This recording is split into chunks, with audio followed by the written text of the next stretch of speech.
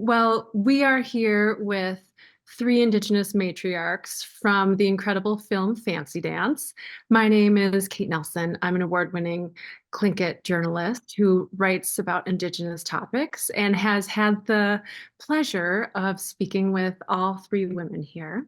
And, before we get going, because community is such an important part of who we are, I'd love if you could all introduce yourselves and just talk a little bit about the communities that you're from. Erica, maybe you can kick things off. Sure. Well, Scanot Swagwego, Ondawayat Ni Gyaso, Agatsanoni Nanto Iges. My name is Erica Tremblay. I'm a co-writer, director, and producer of Fancy Dance. And I'm from the Seneca Cayuga Nation in Oklahoma.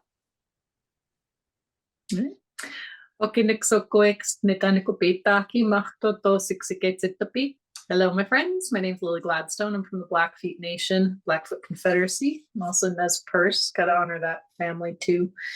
I play Jax in the film, and we're going to talk about that. But Hi, my name is Isabel Deroy-Olson. I'm a citizen of the Trondequitchin First Nation up in the Yukon in Dawson City, and I'm also from the Lake Manitoba and Ebb and Flow First Nations, and I play Roki. And hopefully everyone in the Women in TV and Film organization has already seen the film. But if they haven't, Erica, can you just give a little synopsis of, what this story is about and also talk through why it was so important to you to really, give voice to this crisis? Sure. Fancy Dance follows Jax, an Indigenous woman who lives in the Cayuga Nation in Oklahoma. Her sister has gone missing, and she's left as the unlikely caretaker to her young niece. And the two of them set out to get to a powwow where they hope that they'll find Towie, the missing woman. And I think it was so important to make this film. I don't know if it was like, oh, it's so important to make this film. It's interesting because I try to think about what the inspiration for writing the film was in the beginning. And I think Michiana Elise, my co-writer, and I really just wanted to write a film that we wanted to watch and that would be not only entertaining, but substantive in some way of talking about topics that we as modern natives kind of face every day.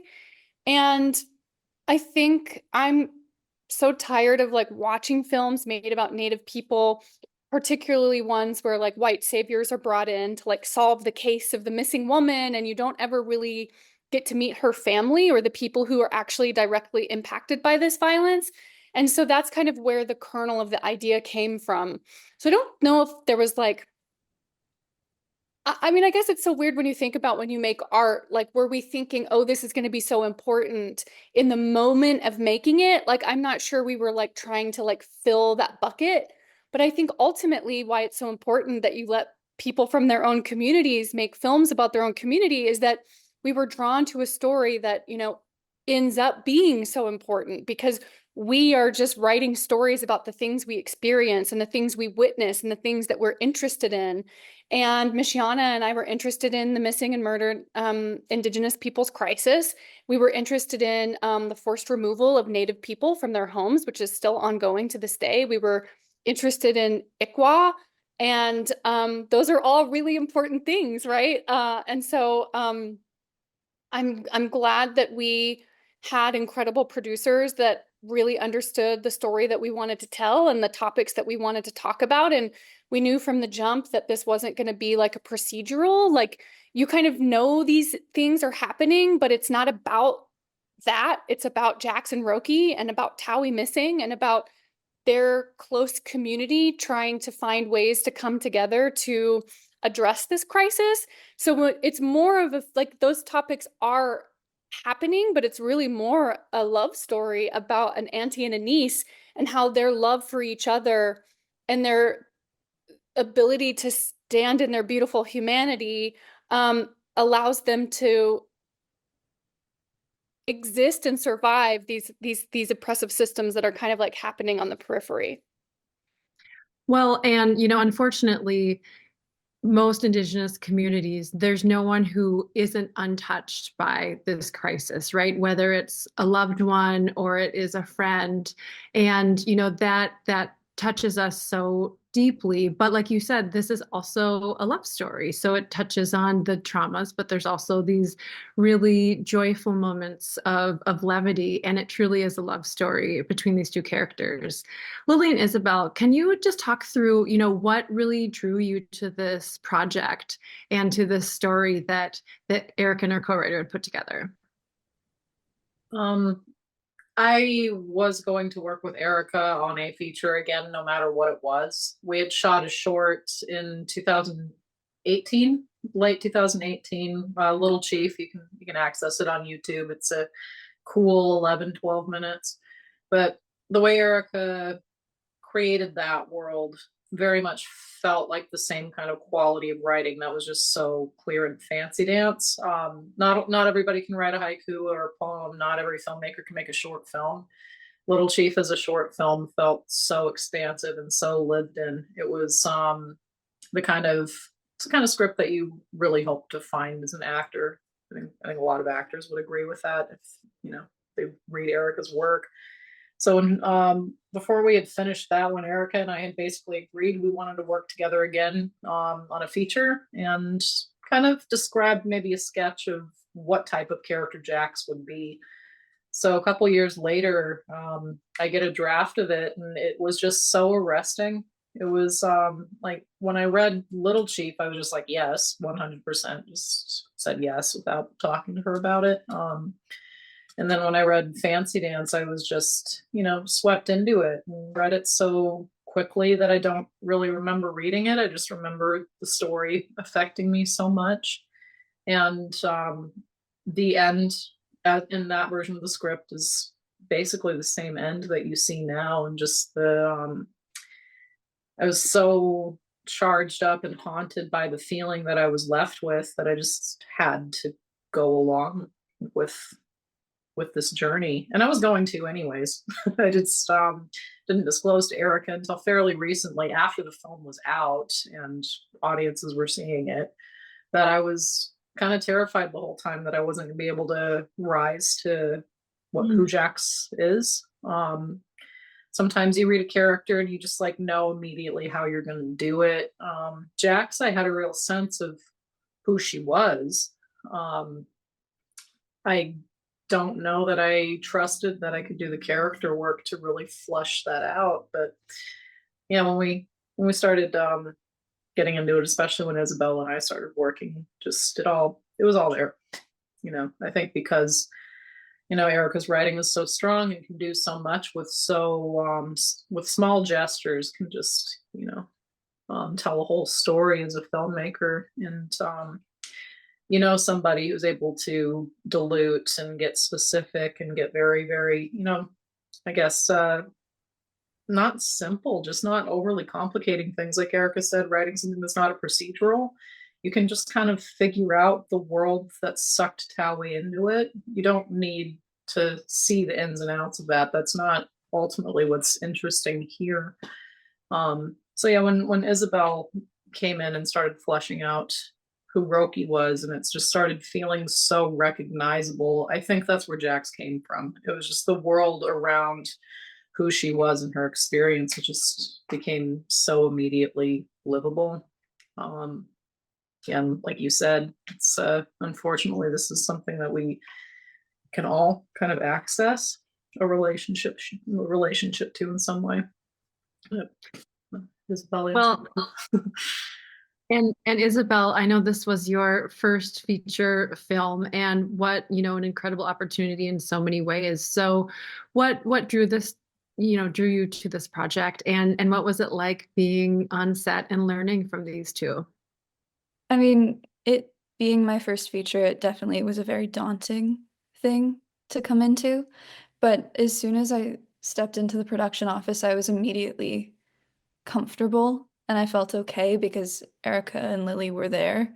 And I think the way that we work together is so natural and it flows so well that everything we did just felt like there was a sense of levity to it. And, you know, reading the script and getting to learn Roki, it was another thing that was very, you know, true to my life. I could see her in myself. I could see her in my younger sister and in my younger cousins, especially. And so getting to play her was such an honor because she's such a lived in and real person. And, you know, she's very quiet, and I like getting to play that, those characters that are very few in words. But I think what's so important about Roki is that my younger cousins did get to see her and they got to see themselves in her. And I didn't grow up having that.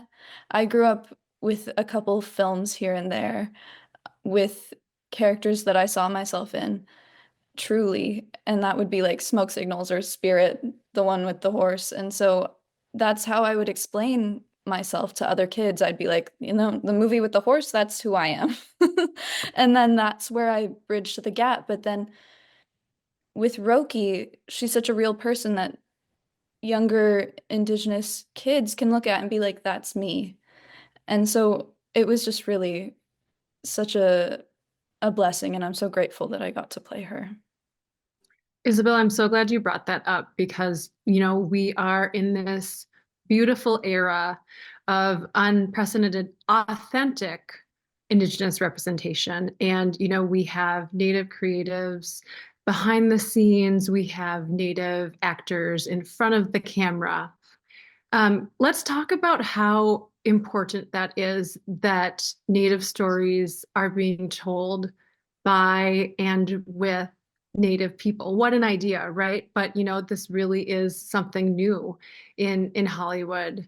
Lily, you're at the forefront of a lot of this. Why is that so vital that our Native stories again are something that we're sharing, that we're telling?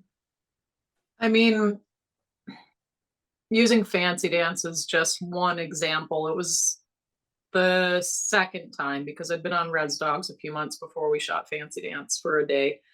Um, Same crew on both. It was the first time that I'd been on a project that was 80-90% crewed by Indigenous folks. I mean, created, yeah, up and down the line, talent up and down the line, but everybody below the line also. And it was, when I described that, I mean, I guess it was somewhat similar in some of the bigger scenes with Killers of the Flower Moon, where extras that are Oklahoma natives and natives from all over the place outnumber the actual crew that's there to work. It's like when we feel like we're working on set in community, there's just, you know, the language of film is such a subtle one, and so little can say so much. And I feel like a lot of folks fall into needing to really spell things out for outsiders to learn along with the characters.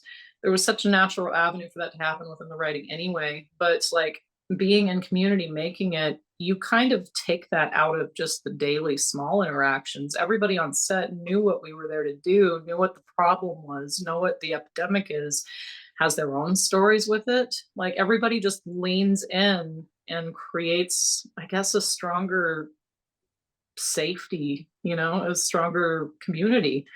So when you're, I don't know, even if it's a subconscious thing as an actor, maybe you had a conversation with somebody earlier in the day who's like, so what is the cause of this epidemic of missing women? It's like, is it this? Is it this? And just all those little, you know, I guess ignorances that we kind of face when we're vocal about this, and when we're with folks who are not familiar with this particular epidemic, or, you know, or Erica just said ICWA earlier without having to say the Indian Child Welfare Act, which was passed in 1978, you know, it just gets to hang there. I feel like you get stronger, better work, period, when you're doing something like this, when you're held in community so much. It's really, we're just kind of past the era and the age where you can hire one or two Native consultants on a huge project and make those one or two people solely responsible for a mountain of representation. So I think maybe there's a parallel there with how many of us are working and telling stories now that I get to, this new shine on my life. I also have people standing side by side with me. It's like there's history being made all around. It's not just focused on one. I think it's so vital because it gives such an idea of how diverse we are, how expansive we are, how big and beautiful our community is. And it's not just we're past the point. I think you walk the line and the risk of relegating a lot of your characters to tropes if you don't have a really full expansive circle around it, or if you're trying to articulate it to outsiders. There was never any thought about that. It's like Michiana and Erica's mothers both work very closely in circles where they've seen kids removed from homes. They know the process. They know what the protocol and what the procedural of all of that is. And I think that was true with a lot of folks that were on set, a lot of lived experience. And it was just, inherently every day there was a safe space to create and really authentically tell our stories. So in that aspect, just with Fancy Dance alone, the kind of production it was, as an example. Well, and even though there are, again, more and more Native individuals involved in this industry, we're also really dependent and hoping to have non-Native allies step up, right? Yeah. And play an important role in this. Erica, can you talk through the importance of that? Because I think that there is this hesitancy maybe of non-Natives who think, well, that's not my community, that's my culture, so I guess I can't be a part of it. But in a lot of these spaces, we are welcoming non-Native allies, well-intentioned non-Native allies, to come in and learn and be a part of this movement. Yeah, today I was just looking at Cherry Picks put out this list of Indigenous films to watch during Native American Heritage Month, which we currently are in November. And I was looking at this list and I was like, oh, Res Dogs, I worked on that. Oh, Dark Winds, I worked on that. Oh, Fancy Dance, I made that. And I think, Lily's in a bunch of the things were there on that as well. And I think like when you look at a list like that, and so many of my mentors and people that I look up to have films on lists like that, or we could sit here and name them off, the successes that we're seeing right now.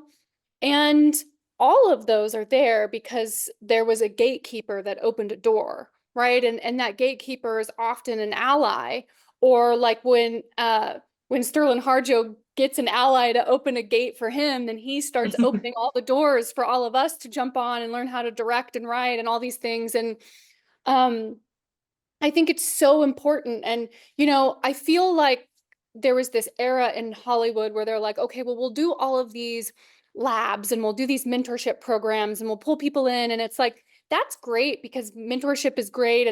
But like, we need money. We need like access to financiers. We are ready to actually make things. And we've gone through all of those programs and there are people waiting in line, and there are people who haven't done those programs that are also ready to go, because sometimes you don't need that to be able to jumpstart a beautiful piece of work. And so I think that, when I work with executives all the time, like in this industry, in the shows that I work on, in this movie that I made, I work I have meetings with these folks and I work with them to craft things. And I feel like the allies that kind of stand and get out of the way, and the ones who are like, okay, here is the budget to make what you need to make, and let the stories and the creatives do what they know how to do. That's when you see the best work come out. And I always say this about representation when questions are asked around Native representation, that it's not Native people who haven't wanted to work in Hollywood or make films or want to represent. I mean, we've been telling stories as a way of life for thousands of years. And all these years that Hollywood has not been allowing us to come in and we've still been telling stories for the past 120 years of the Hollywood, and we've been doing it in our own way. And I feel like there's so many stories and so much that we have to say and to tell that is so underserved. And I hope that with the successes that we've seen in the past 5 years, that there will be more allies that will write those checks, that will hire those people to be leaders on films, on television shows, and that we will keep bringing up more people into the fold. And that goes for crew, that goes for writers, that goes for actors, that goes for directors, that goes. And I can't wait to see everything that's out there and the talent that exists. And I want to buy the movie tickets. I want to watch the shows. And I think it's really about Hollywood getting out of our way and just giving us money, and we'll deliver you something beautiful. Investments, opportunities, access, I think when non-native allies question, how can I be of help? Those are three ways, right?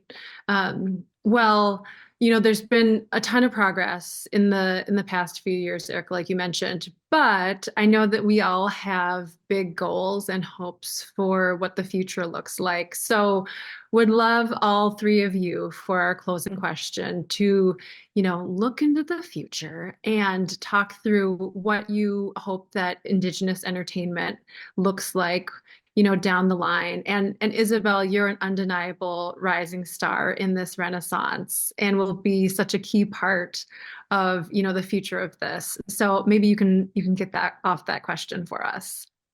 I mean, I think one of the most important things to take note of is that there are so many amazing young Indigenous actors now. And I think what people are starting to realize is that there's space for all of us. And so even though I'm, constantly auditioning for these roles and so many other actors are constantly auditioning for these roles, there's enough space for all of us. And so, getting to work with Yo and Dio recently, I've seen so much of her work, and I'm just so proud of her because we've grown up in this space together. And so, with things like Fancy Dance and, like Avatar, The Last Airbender, these are such important stories to be telling. And I think that there are so many more Indigenous actors out there that I'm so excited to see.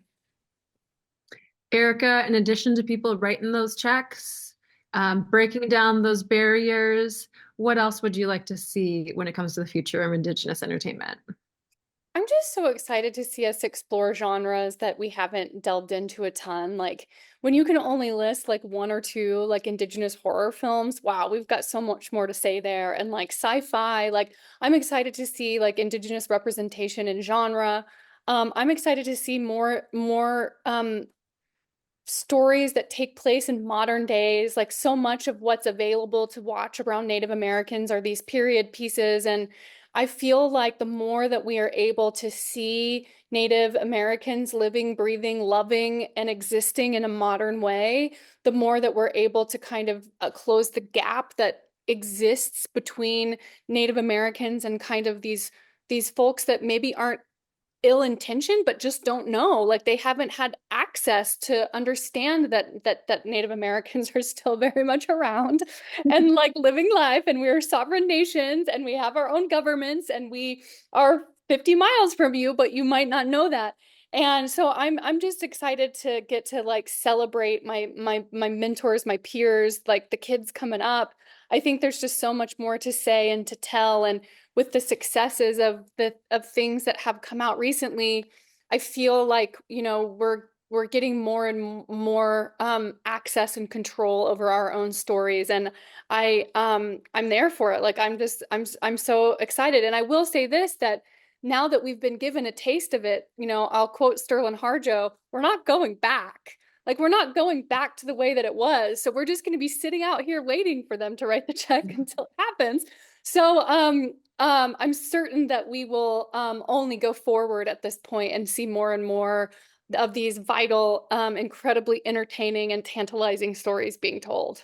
Mm-hmm. Well, and I think there are stories like Fancy Dance that are very much, focused on Native communities, focused on Native topics. And Erica, like you said, there's this idea of, how do we showcase our communities in a way that's very much in the modern day, and also Native talents can make films and shows and tell stories that aren't necessarily Native focused. Lily, I know that you have projects that you've just closed on that are upcoming where it isn't necessarily telling a specifically Indigenous story, but you as such a strong Indigenous woman bring that with you. So looking to the future, what do you hope to see? And I'll just say that I'd like to see more of those types of stories as well, where we're just getting used to seeing Native faces everywhere. Right. I mean, nail on the head. We are everywhere. I mean, we know that. I feel like this whole period of rise that we've been on in invisibility is a real chance for people to just kind of have the okay moment. Like, of course. Why did I have this segregated sense in my head narratively, just culturally, racially, whatever it is? Why did I always kind of think of Native peoples as being so othered? It's I want that to kind of feel, I want, yes, playing roles that you could see anybody playing, valuing what the actor brings to that role themselves. And every time, I've quoted this several times, Danny DeVito said that no matter what character he plays, they're all going to be short. So no matter what character I play, it will always be created in its bedrock in being a human being. And my bedrock of being a human being is being an Indigenous human being. And it shapes the way I approach narrative. It shapes the way I approach a work setting. It shapes the kind of narratives that I want to tell and how to tell them. So I'm just excited for, maybe instead of just like recognizing that we have a presence and we can have these little moments where we pop up in the spotlight here and there, maybe it's time for Native storytellers to helm some very recognizable, culturally embraced and known stories or characters or genres, or I'm so excited that I get to make a thriller soon. I mean, I love watching thrillers. I love watching psychological thrillers, and my character is Native because I'm Native, but like you're saying, it's natives support and love Native filmmakers and Native stories and Native cinema. And I'm just excited for all of these moments that we're going to get to go to the blockbuster movies and see Natives there. I'm just like, I want to see so bad Tatanka Means in a Marvel movie, just a superhero, something like that. Oh, I can already envision it. I think we all can. Oh, yeah. I mean, kind of maybe try to imagine it for 10 years or something. We've all got the rough sketch in our head what that would be. But, I think that's what we're on the brink of. And I think undoubtedly whatever kind of stories we're brought into, if it's focusing a lens inside of our own communities and our own experience, wonderful. Those stories need to be there and need to have, like Erica said, the checks written for them. And then also when the doors do open for these larger entities or these films that were just there, Adam Beach and Suicide Squad should have been there much more in the movie. But, I hope we see more of those types of things. Like, Bridget Jones, but like a Native woman. Maybe not as Bridget Jones, but you get it. Yeah. The raunchy comedy stuff. All right, we're going to do one bonus rapid fire question. In addition to Fancy Dance, if you had one recommendation for a Native film or TV show that the group should watch, and you can only say the name of the TV show or film, because we're running out of time, what would that be? Erica. I can't, I mean, it's impossible to do this. Clearly, I didn't prep them with the I questions. can't go first. I need them to go first. Okay. Isabel, putting you on the spot. I mean, one of my favorite documentaries is Real Engine. I adore that film. So that one. That was a lot of context. Lily. Powwow Highway. If only because it's just like the road trip movie that precedes Fancy Dance in my head in cinematic timeline. All right, Erica, back to you. Oh my God, it's so hard. But I'm just gonna say the one that I feel like I go back to in my heart over and over again. But Elamaya Tail Feathers, The Body Remembers When the World Broke Open. Yeah. Yes. Yes. Well, I think that, we've given, this group a lot to think about and a lot to watch. So just appreciate you being in conversation for Native American Heritage Month and look forward to seeing all the projects that you guys continue to work on and the topics that you guys continue to shed light upon. So thank you for everything that you do in the industry. Thank you, Kate. You too.